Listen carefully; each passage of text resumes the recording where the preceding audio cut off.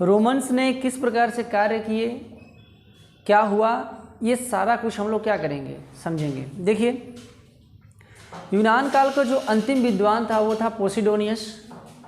पोसिडोनियस की जो पुस्तक थी द ओशियन, समुद्र विज्ञान का उसको जनक माना जाता है। वह महासागरों का, समुद्र का क्या था, ज्ञाता था। लेकिन धीरे धीरे यूनानियों का वर्चस्व खत्म हो गया और रोम की बर्बर जातियों ने यूनान के सभी क्षेत्रों पर अधिकार कर लिया। रोम की सभी जातियों ने यूनान के बर्बर क्षेत्रों पर अधिकार कर लिया और सारा कुछ, जितना भी चीज़ें थी, जितना भी साम्राज्य था, जितना भी एरिया था, पूरा जो है बर्बर जातियों के हाथ में आ गया था। पूरे एशिया माइनर को पोम्पी ने, एक बर्बर राजा था, पूरे एशिया माइनर पर पोम्पी ने अधिकार कर लिया। फ्रांस और स्पेन पर, फ्रांस को उस समय गाल बोला जाता था, तो गाल पर और स्पेन पर और उस पूरे इलाके पर क्या था कि सीजर का अधिकार हो गया। तो इस तरीके से धीरे धीरे रोमनों का आधिपत्य स्थापित हो गया।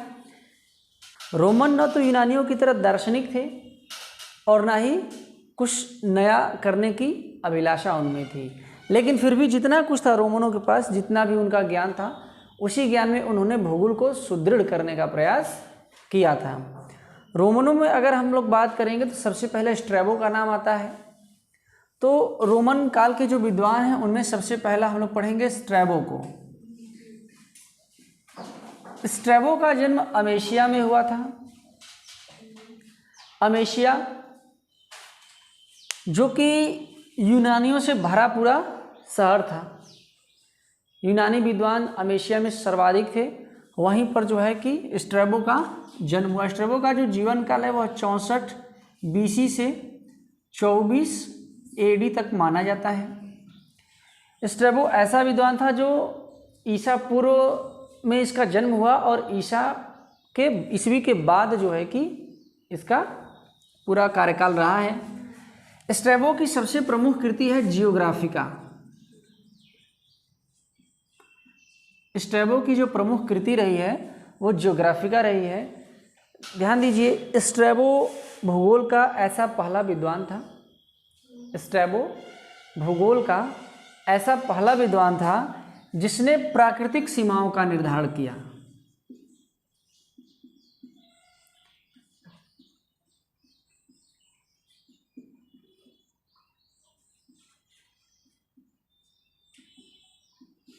प्राकृतिक सीमाओं का निर्धारण करने वाला स्ट्रैबो प्रथम भूगोलवेत्ता था। प्राकृतिक सीमाओं का अर्थ होता है कि जैसे कि नदियाँ, नदी हो गई, पर्वत हो गए, पठार हो गए, ये मतलब ऐसे तंत्र जो प्राकृतिक सीमाओं को निर्धारित करते हैं। तो स्ट्रैबो ने सर्वप्रथम प्रदेशों को प्राकृतिक सीमाओं के अंतर्गत निर्धारित किया और इसीलिए स्ट्रैबो को फादर ऑफ रीजनल ज्योग्राफी मतलब प्रादेशिक भूगोल का पिता बोला जाता है। प्रादेशिक भूगोल की नींव किसने डाली थी? स्ट्रैबो ने। स्ट्रैबो को बोला जाता है फादर ऑफ रीजनल ज्योग्राफी। ये बात आप ध्यान देंगे। स्ट्रैबो भूगोल को क्षेत्र वर्णनी विज्ञान मानता था, यानी कि कोरोलॉजिकल साइंस। तो कोरोलॉजिकल साइंस यानी कि स्ट्रैबो भूगोल को क्या मानता था? क्षेत्र वर्णनी विज्ञान। इसका कहना था कि भूगोल क्षेत्रों का वर्णन करता है, प्रदेशों का वर्णन करता है, इसलिए यह क्या है? एक प्रकार का कोरोलॉजिकल साइंस है, क्षेत्र वर्णनी विज्ञान है। प्रादेशिक भूगोल की नींव किसने डाली? स्ट्रैबो ने। इसके अलावा स्ट्रैबो के जो कार्य हैं, यह निबंध लिखने में जो है कि विश्वास रखता था। इसके जो 43 ग्रंथ हैं स्ट्रैबो के 43 ग्रंथ जो है हिस्टोरिकल मेमोयर नाम से संग्रहित हैं। हिस्टोरिकल मेमोयर नाम से स्ट्रैबो के ग्रंथ संकलित हैं। इसके अलावा स्ट्रैबो के बहुत सारे महत्वपूर्ण और कार्य भी रहे हैं, जैसे कि स्ट्रैबो ने हेरोडोटस के वर्णन को काल्पनिक बता दिया। स्ट्रैबो ने ये बताया कि देखिए हेरोडोटस ने जो कहा वह सही नहीं था, लेकिन वास्तव में स्ट्रैबो की बात ही गलत थी। जैसे हेरोडोटस ने कैस्पियन सागर को बंद सागर माना था, जबकि स्ट्रैबो कहते हैं कि हेरोडोटस गलत कह रहा है, कैस्पियन सागर बंद सागर न होकर के उत्तरी सागर से जुड़ा हुआ है। लेकिन स्ट्रैबो की ये बात क्या है, गलत है। लेकिन स्ट्रैबो फिर भी हेरोडोटस की आलोचना करते थे और कहते थे कि उसकी जो भी बातें हैं वो कहानियों और कल्पनाओं से भरा हुआ है, तो उसकी बात स्वीकारने योग्य नहीं है। देखिए दार्शनिक विचार न होने का, जो दार्शनिक विचारधारा यूनानियों में नहीं थी, यूनानी विद्वानों में नहीं थी, वो साफ झलकती है, साफ साफ देखने को मिलता है। स्ट्रैबो पृथ्वी को ब्रह्मांड के केंद्र में मानते थे और कहते थे कि सारे पिंड क्या है, इसके चारों तरफ चक्कर लगाते हैं, ठीक, यानी कि जियोसेंट्रिक थ्योरी का समर्थन इन्होंने किया था। पृथ्वी को कहाँ मानते थे, ब्रह्मांड के केंद्र में मानते थे स्ट्रैबो। क्लियर है। इसके अलावा स्ट्रैबो ने ज्वालामुखी और भूकंप से धरातलों में होने वाले परिवर्तन को भी बताया। एक एक पॉइंट आप नोट कर लेंगे, ठीक है। और क्या बताया, ज्वालामुखी और भूकंप, ज्वालामुखी और भूकंपों के कारण पृथ्वी के धरातल में, पृथ्वी के सतह में होने वाले परिवर्तनों को भी स्ट्रैबो ने बताया था उसके बारे में। स्ट्रैबो भूगोल और इतिहास में घनिष्ठ संबंध बताते थे। स्ट्रैबो का कहना था कि इतिहास और भूगोल का आपस में घनिष्ठ संबंध है, और यह कहा करते थे कि किसी भी देश या प्रदेश का भौगोलिक स्थिति, किसी भी देश और प्रदेश की भौगोलिक स्थिति, उसकी भौगोलिक संरचना वहाँ के निवासियों के चरित्र पर निर्भर करते, मतलब उसकी किसी भी प्रदेश की भौगोलिक स्थिति के अनुसार ही वहाँ के निवासी विकास करते हैं और वहाँ के निवासियों का चरित्र होता है। अर्थात स्ट्रैबो ने इसको समझाने के लिए इटली का उदाहरण दिया। स्ट्रैबो कहा करते थे कि देखिए इटली की भौगोलिक स्थिति के कारण ही दुनिया का कोई दूसरा देश इटली पर हमला नहीं कर सका है, और समुद्री जो है कि समुद्री इलाकों से घिरे होने के कारण इटली के जो निवासी होते हैं वो क्या होते हैं, बहादुर होते हैं, उच्च कोटि के होते हैं, उनका आचार और व्यवहार दोनों क्या होता है, अच्छा होता है। इसके अलावा स्ट्रैबो एशिया माइनर को वनों से रहित प्रदेश मानते थे। स्ट्रैबो का कहना था कि जो एशिया माइनर है वह वनों से रहित है, लेकिन मक्के की उपज एशिया माइनर में उन्होंने अच्छा बताया कि मक्के की उपज जो है कि अच्छा खासा होता है एशिया माइनर में। यह प्रदेश वनों से रहित, मतलब उन्होंने बताया था कि एशिया माइनर में जंगल नहीं है। स्ट्रैबो के बाद जो दूसरे विद्वान आते हैं उनका नाम है प्लिनी। स्ट्रैबो के बाद जो दूसरे विद्वान हैं उनका नाम है प्लिनी। जीवन काल जो है कि 27 एडी से लेकर के 79 एडी तक माना जाता है। प्लिनी की एक महत्वपूर्ण कृति है हिस्टोरिया नेचुरलिस।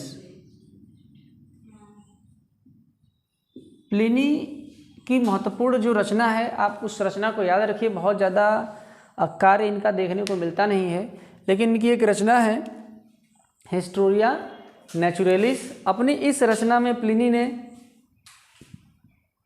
मानव जीवन के बारे में बताया है, मानव पर्यावरण संबंधों को भी बताया है, और भौगोलिक नक्षत्रों का भी वर्णन इसमें प्लिनी ने किया हुआ है। प्लिनी के बाद जो अगले विद्वान आते हैं उनका नाम क्या है, क्लॉडियस टालमी। तो अब हम क्या करेंगे, टालमी को देखेंगे।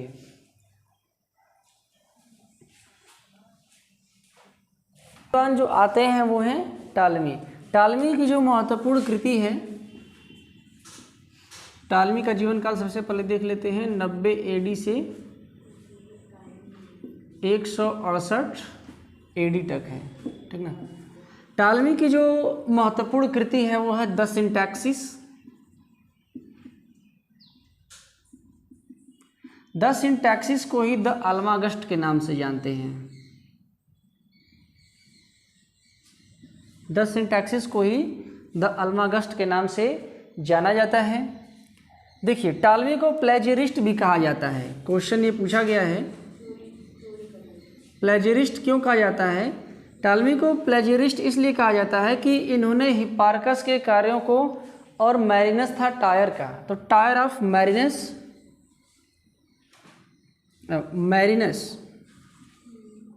ऑफ टायर एंड हिप्पारकस,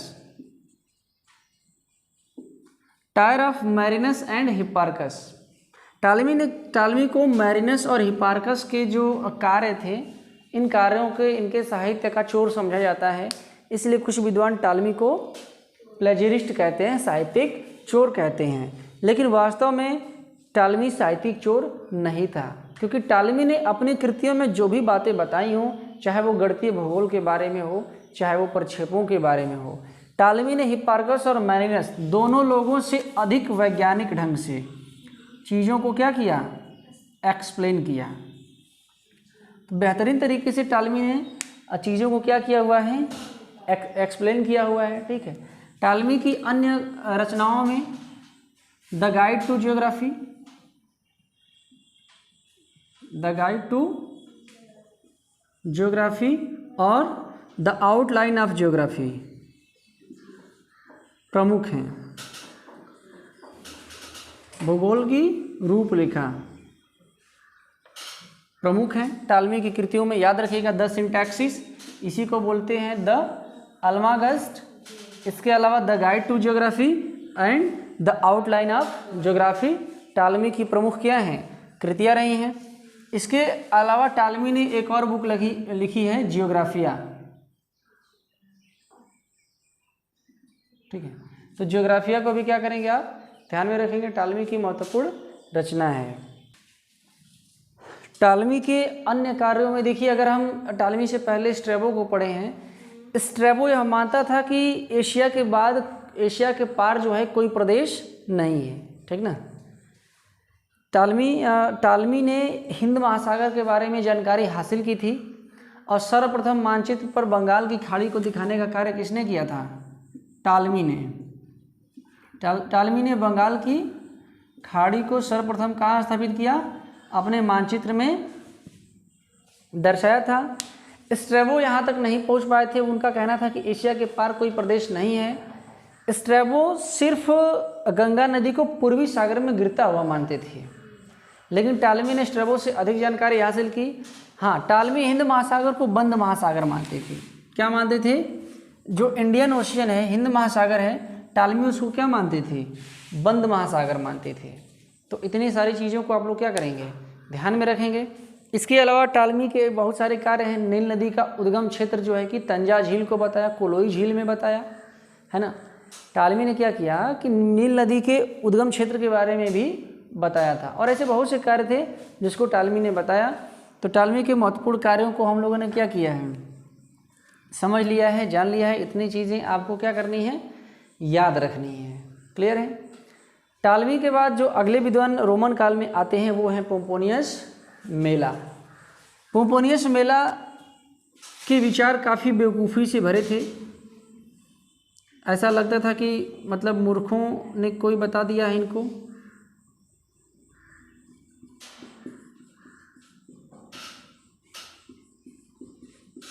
पोम्पोनियस मेला का जो जीवन काल था वह 335 एडी से लेकर के 391 एडी तक था।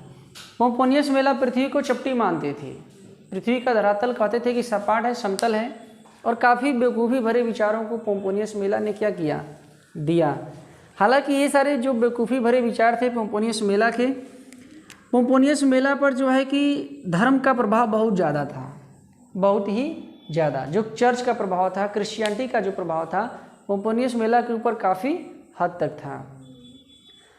तो पोम्पोनियस मेला जो है कि इन सारी चीज़ों से उबर नहीं पाए, अपने ऊपर से धार्मिक कट्टरता को हटा नहीं पाए, और पूरी तरीके से ज्ञान विज्ञान के क्षेत्र में, खास करके भूगोल के क्षेत्र में जो भौगोलिक ज्ञान था, जितना भी पिछले टाइप का जो भौगोलिक ज्ञान था यूनानियों और रोमनों का पूरा ज्ञान क्या हुआ, अब धीरे धीरे पतन की ओर जाने लगा था, क्योंकि ये लोग मानचित्र में तमाम प्रकार के परिवर्तन करने लगे थे।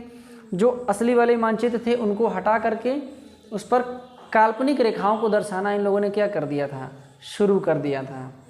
तो धीरे धीरे इस तरीके से रोमन काल का क्या हो जाता है, अंत हो जाता है। जो पोम्पोनियस मेला की अन्य कृतियाँ थी उनमें दो महत्वपूर्ण हैं, इंपॉर्टेंट है, लिख लीजिए, कॉस्मोग्राफी और डीकोरोग्राफिया।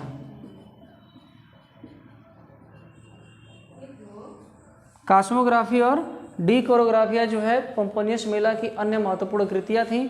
इससे ज़्यादा और बहुत कुछ रोमन काल में नहीं हुआ। इसके पश्चात धीरे धीरे रोमन काल का अंत हो गया और उसके बाद फिर शुरू होता है अंधयुग, ठीक ना।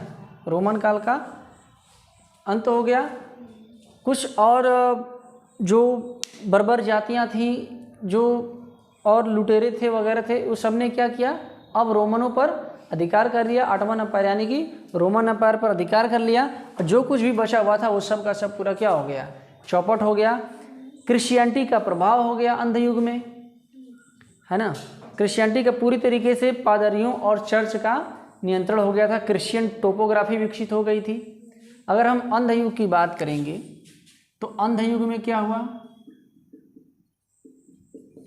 यानी कि डार्क एज। डार्क एज क्यों बोला जाता है, क्योंकि यूनान काल में और रोमन काल में भूगोल में जितना भी विकास हुआ था, जितनी भी बातें हुई थी, जितनी भी चीज़ें बताई गई थी रोमन काल में और यूनान काल में, उन सब का पतन हो गया। सबका क्या हो गया, पतन हो गया।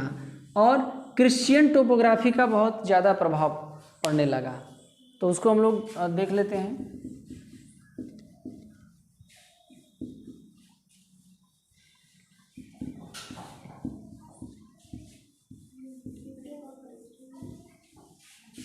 ठीक है, तो अंधयुग में क्या हुआ, अंधयुग का जो टाइम पीरियड होता है वह, हालांकि जब हम लोग पोम्पोनियस मेला को पढ़ते हैं, पोम्पोनियस मेला को पढ़ते हैं तो इनका जीवन काल हम लोग 335 एडी से 391 एडी तक देखते हैं। लेकिन इनसे बहुत पहले 200 एडी से ही अंधयुग की शुरुआत हो चुकी थी। ज्ञान विज्ञान में दिक्कत आने लगी थी, बहुत सारी चीज़ों में अंतर आने लगा था। और ये 200 एडी से लेकर के 700 एडी तक का जो काल होता है वह अंधयुग यानी कि डार्क एज का काल माना जाता है। इस काल में बहुत सी घटनाएं घटी। सबसे पहले अगर पॉइंट वाइज हम लोग उसको देखेंगे तो बर्बर जातियों का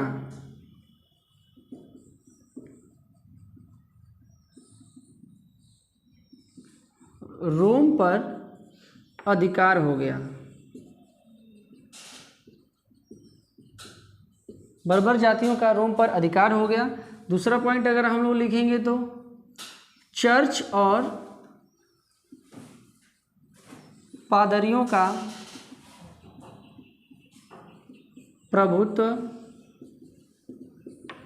स्थापित हो गया। चर्च और पादरियों का प्रभुत्व स्थापित हो चुका था। तीसरा पॉइंट अगर हम लोग लिखेंगे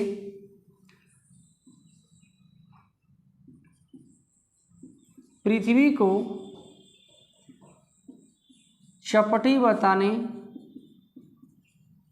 का कार्य किया जाने लगा। ठीक है, मतलब पूरी तरीके से जो भी वैज्ञानिक ढंग से भूगोल और ज्ञान विज्ञान का विकास हुआ था यूनान और रोमन काल में, अंधयुग आते आते क्या हुआ कि उन सभी ज्ञानों का क्या होने लगा, खात्मा होने लगा और सब कुछ जो है अतार्किक ढंग से बनाए जाने लगे। ठीक ना। मानचित्र क्या हुए, मानचित्र अवैज्ञानिक ढंग से बनाए जाने लगे। अवैज्ञानिक ढंग से वो मनमाने बनाए जाने लगे। ठीक है, जिसका जो मन आता था वो वही मानचित्र पे रेखा खींच के कहता था कि देखिए हमने नया मानचित्र क्या किया है, बना दिया है। तो पूरी तरीके से मूर्खतापूर्ण कार्य था।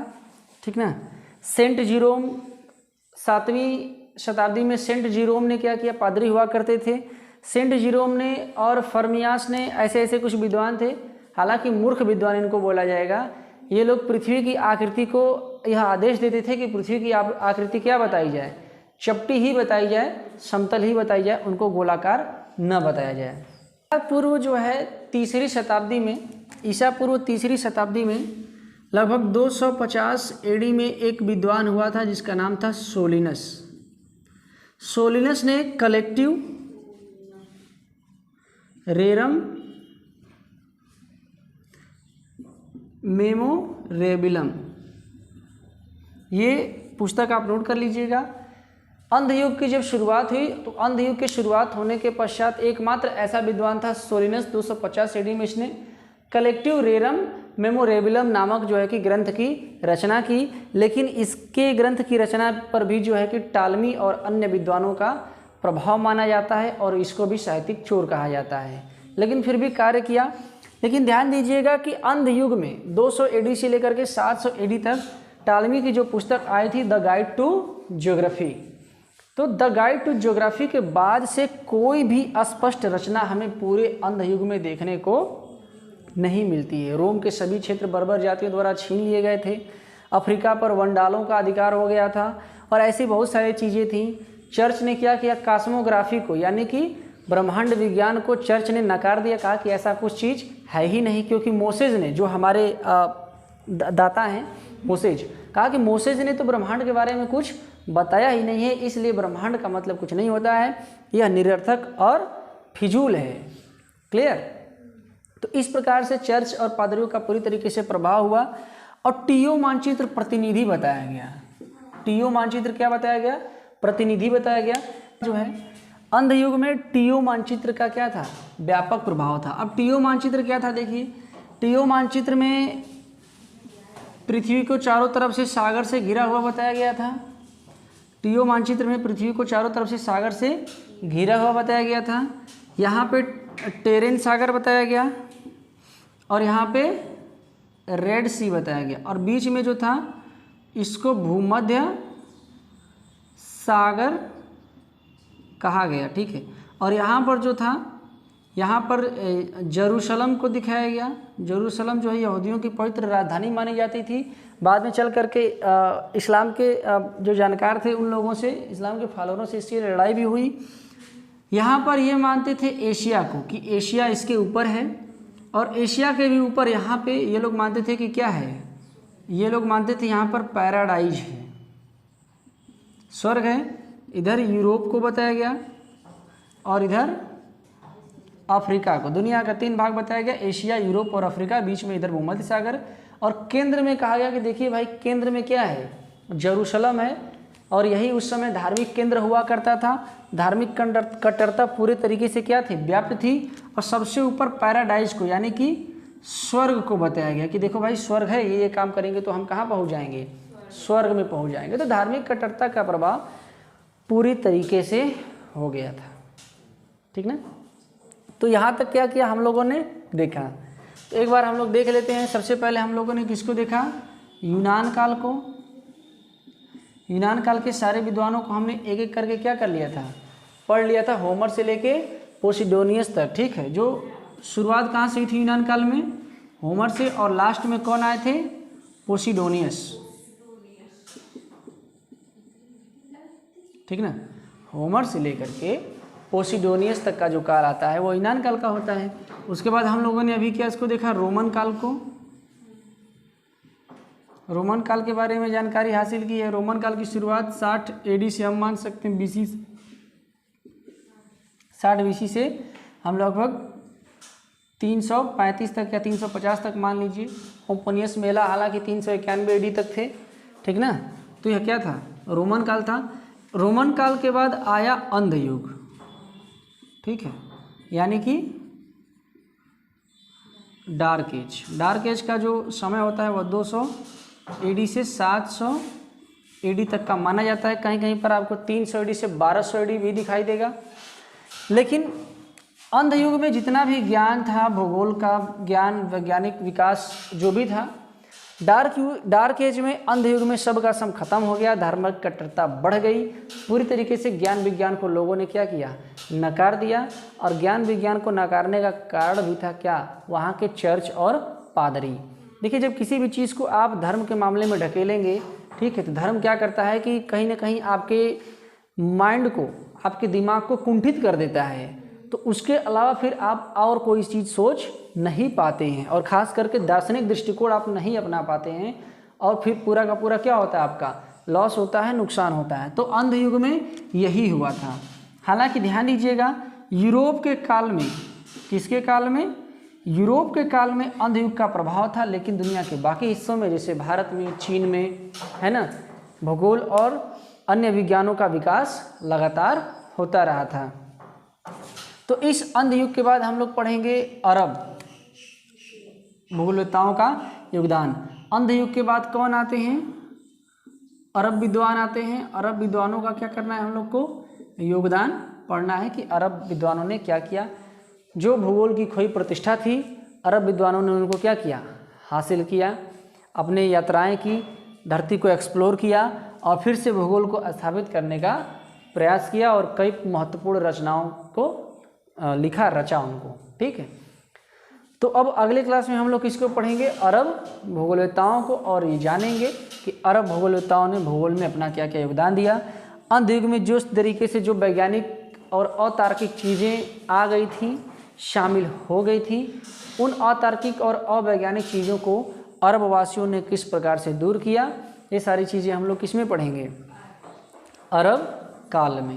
ठीक ना, तो ये सारी चीज़ें करके एक एक करके हम लोग सारा जो भौगोलिक चिंतन है, ज्योग्राफिकल थाट है, वो सब कुछ क्या कर लेंगे, हम लोग पढ़ लेंगे। ठीक है, तो जो भी हमारे विद्यार्थी ऑनलाइन देख रहे हैं, चैनल को सब्सक्राइब जरूर करेंगे, अपने दोस्तों को शेयर करेंगे ताकि इसका फ़ायदा भी उन्हें मिले। सब्सक्रिप्शन फ्री ऑफ कॉस्ट होता है, सब्सक्राइब करने का कोई पैसा नहीं लगता है। बेल आइकन को दबा देना है ताकि जो आने वाली वीडियोज़ हैं उसका नोटिफिकेशन आप तक पहुंचता रहे।